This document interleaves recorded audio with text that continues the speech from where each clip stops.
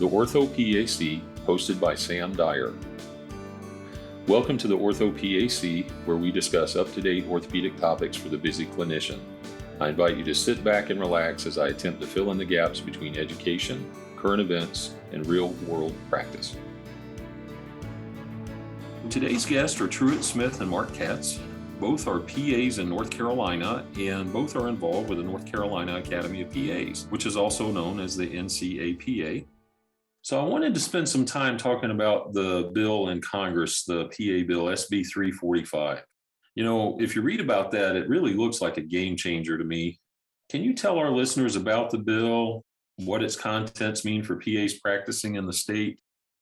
So Senate Bill 345 was based off of the original concept of optimal team practice, which was passed several years ago at the AAPA, House of Delegates. It will allow PAs to be accountable for the care they provide, and will actually be team-based, collaborative care, and put that in the center of patient care and also any medical decision making. You know, major provisions of it, and we'll kind of break it down a little bit.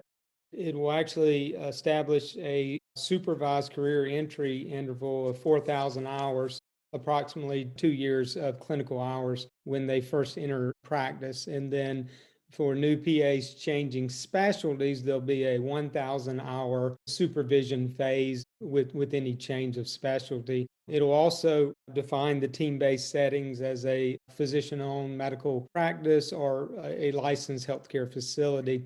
It does eliminate legal requirements for experienced PAs to have a specific relationship with a physician when working in a team-based setting, which I think is a real game changer because we've always had to have our relationships and every 6-month documentation and so forth. So that would actually change things to where we're more responsible for the care we provide. It will require PAs to collaborate and then to consult or refer to appropriate members of the healthcare team.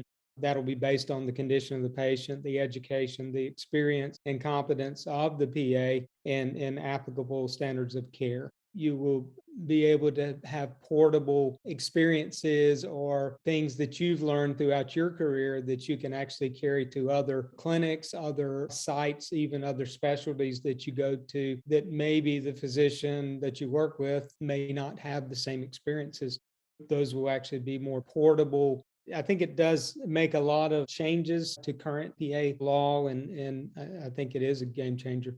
If we get rid of the supervision requirement, what happens with legal liability and medical malpractice and insurance reimbursement and those kinds of things? So in terms of malpractice, if you look at the model of the NPs who have gone independent in 23 states, I think it is right now, and you look at their malpractice premiums, those have not increased.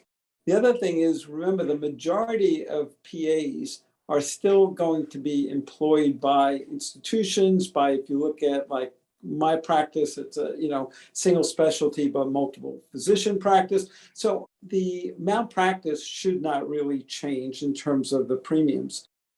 I'm sorry, you had asked something else. You said malpractice and legal liability. So typically, I think with a lawsuit, we did a podcast with some defense attorneys a ways back.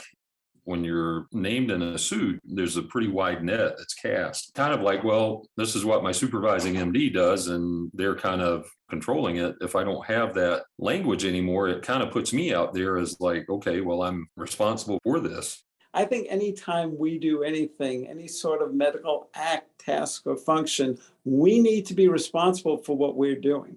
We're the one who are licensed as a physician assistant, and you need to be owning it. You need to be responsible for it. So I'm sure that even as this passes, will there still continue to be a wide net cast? Obviously, defense attorneys are going to try and pull in as many people as they can in terms of lawsuits. But again, I think that the main part is that, yes, we are responsible caregivers, and yes, we do take ownership of what we do. I think part of what we've done in terms of the 4,000 hours before you're allowed to practice in this way, or the 1,000 hours if you change specialty, helps you be rooted in that. To be honest with you, if you're not comfortable after that 4,000 hours, there's nothing that says that you have to go this route. you can still go the traditional route in terms of having a collaborating physician. Ownership of your care, I think, is a very important aspect of practicing medicine in general. I think that's very important what you just said, that how the team is defined will be determined at the practice level, not at state level. So it doesn't mean that everybody has to practice without that level of supervision, if I'm getting that right. What about things like when you change certain laws or how PA roles are defined? You kind of have to follow along with the insurers and facilities where you're credentialed, the hospitals, that sort of thing. How does all that work out? That will actually be determined once again at the practice level. I work for a large system in North Carolina, and things won't change dramatically with OTP at that system level because that system actually makes their own rules and regulations on all the APPs in the system. And so they will continue to make those rules, and you still will practice under their rules. By the same token, people like who own their practice right now still have to have a 1% ownership in order to be reimbursed through Medicare. Again, none of this changes any of that. For the vast majority of people who are practicing right now, OTP really, with the exception of cutting the ties to your collaborating physician, doesn't change a whole lot of that. So all those things should really still remain the same. And I think as you look across the country, obviously we have the luxury of a couple of states who have really pushed, their agenda forward first. And we haven't seen anything yet. Now, certainly, it's early in this. And so certainly, we continue to keep our eyes open in terms of it. But as of right now, really, none of that has changed. SB 345. I talked to Emily a little bit that it's going to come up in the next legislative session. Is that correct? It'll be brought up again in the short session 2022. Do we need to have listeners call our representatives or anybody to try to help push this along? Once the legislative session restarts, North Carolina has, again, its own little uniqueness. We have a long session and then a short session, and something can't be heard in the short session unless it's cleared one of the houses in the long session. We're really happy, thrilled, excited that our bill did pass in the Senate. In fact, it passed in the Senate unanimously. So it now is in the House. Being that it did pass the Senate, then it can go to the short session. The short session starts in May, and by its very name, it's supposed to be short. So usually 2 to 3 months at most. And once the bill starts being reintroduced again, we will get information out to people in terms of contacting their legislators and things like that. We really don't think that it would be real helpful right now for that to be done, but really wait until next year. And we certainly will have a whole lot of publicity at that time going out in terms of what you can do to help us in contacting your legislators. So from an advocacy standpoint, a PA standpoint, what are the quote unquote hot topics that we should be looking at in 2022? Definitely SB 345, but is there anything else on the radar screen? Anything else that we should be on the lookout for?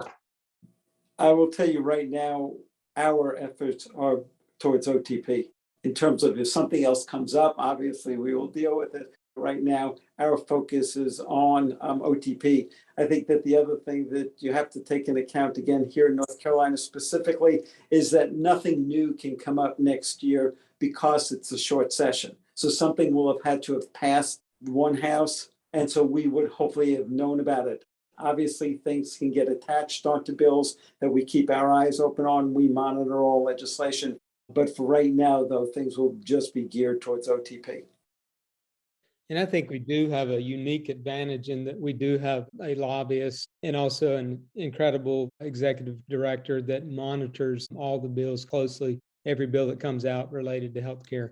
So I think it's very unique in North Carolina. And another good reason to be a part of the North Carolina Academy is that your membership dues pay for that. And so really help to keep your practice as good as it is and hopefully make it even better. All right, very well said. The NCAPA website has a ton of information. And, if you have questions about any of this or want to read more about SB 345, go to the ncapa.org website. Tons of information there, especially for PAs practicing in North Carolina. Are there any other resources other than the website Any other resources you would recommend for people that are interested in getting involved, either with their state organizations, and we're talking nationally, or in a legislative effort? Where do you start? What do you do? I think it's important to start at a committee level. We love involvement because as we get people plugged in early, they really kind of like being involved. And then we like to see them grow as leaders. So we have multiple committees, and you can see all the committees on the NCAPA website. There are varied ideas, there is diversity of thought, and I think that just makes us a better academy the more diversity we have on our committees.